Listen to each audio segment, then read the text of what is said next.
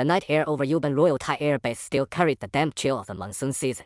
Floodlights cast long shadows across the concrete as ground crews moved quickly, their voices low, their boots echoing in the dark.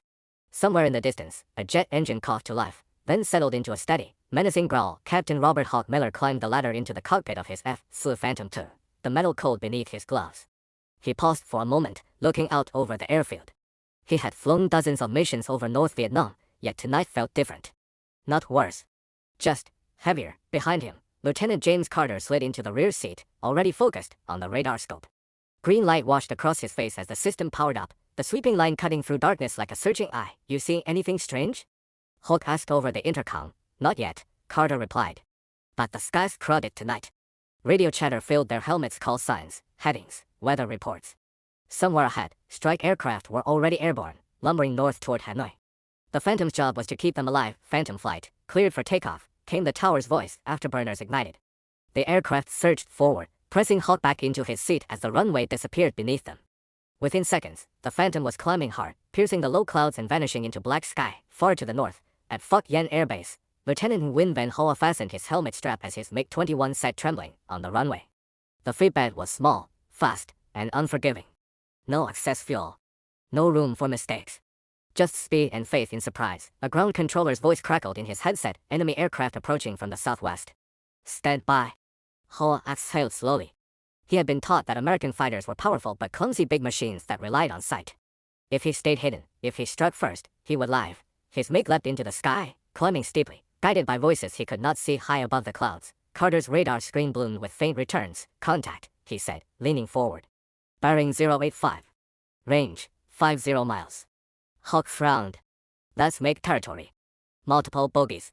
They're coming up fast." The Phantom adjusted course, invisible to the men below. The Americans did not fire. Not yet. They watched. In the MiG cockpit, Hoa scanned the sky. Nothing. Just clouds and the pale curve of the horizon. His own radar showed silence. "Ground control, confirm target distance," he asked. A pause followed. "Too long. Targets, uncertain." "Continue climb." A ripple of unease ran through him. The enemy should have been closer by now. Suddenly, Carter's voice sharpened. "They're maneuvering. They know something's wrong." The clouds broke apart in violent sunlight. Visual. Hawk shouted. The sky erupted.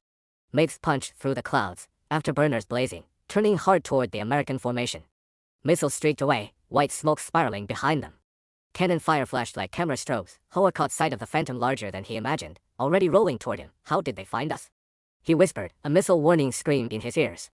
He yanked the stick, the MiG shuddering as a Sparrow missile tore past his canopy, close enough to rattle the airframe. Breathing hard, he dove back into cloud, heart pounding. Above him, Hawk fought to keep sight of everything at once: fuel, speed, enemy positions. Carter called out ranges and bearings, his voice steady despite the chaos. One MiG vanished in a fireball. Another slipped away untouched. Within minutes, it was over. The survivors scattered, low on fuel, nerves frayed. The Phantoms turned south, damaged but airborne. Below them, the sky closed again, hiding its secrets. Back at Phuoc Yen, Hoa landed in silence. He removed his helmet slowly, hands still trembling. For the first time, doubt replaced confidence. Somewhere in the darkness, the enemy had seen him long before he ever saw them. Dawn crept over the airfields, on both sides of the border, pale and indifferent. The sky looked calm again, as if nothing violent had torn through it hours before. But the men who had flown that night carried the battle with them, etched into muscle memory and silence. At Phuoc Yen, Lieutenant Nguyen Van Hoa sat on an ammunition crate while mechanics inspected his MiG-21. Black scorch marks streaked the fuselage where a missile had passed too close. Around him, pilots spoke in low voices, replaying the fight again and again. "They turned before we saw them," one pilot said. "That's impossible," another replied, though his voice lacked conviction. In a dim operations room, officers crowded around radar maps and greased pencil boards. Ground controllers argued quietly, tracing lines that made no sense. The Americans were reacting too early. Too precisely. "They are not blind anymore," an older commander finally said. "They are hunting from far away." The words settled heavily in the room south in Thailand. Captain Hawk Miller stood on the tarmac, staring at his Phantom as crew chiefs worked through the damage. A jagged hole in the wing told him how close he had come to not coming back. Lieutenant Carter climbed down from the cockpit and removed his helmet, sweat-soaked and pale. "That radar saved us," Carter said. "But it painted a target on us too." Hawk nodded. He had felt it in the fight, the sense that the advantage could vanish in an instant. The missions continued. Day after day, Phantoms crossed into hostile airspace, their radars sweeping miles ahead, their pilots trusting instruments as much as their eyes. Each contact felt like a roll of dice. Sometimes the Americans struck first. Sometimes the MiGs burst out of nowhere, close and deadly. Ho adapted. He learned to fly lower, to hide in terrain shadows, to strike only when the odds felt right. The sky became a place of patience instead of aggression.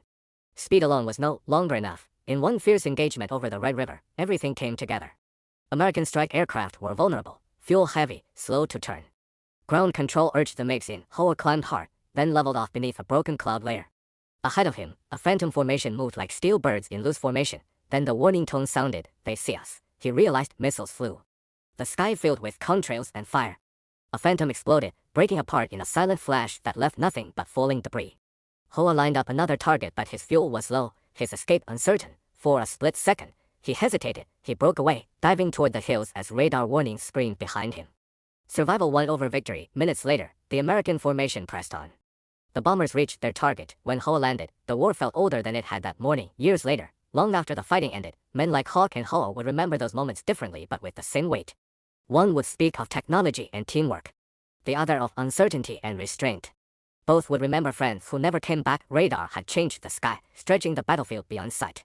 Yet fear, courage, and sacrifice remained unchanged, because no matter how far a pilot can see, war is still fought by human hands and paid for with human lives.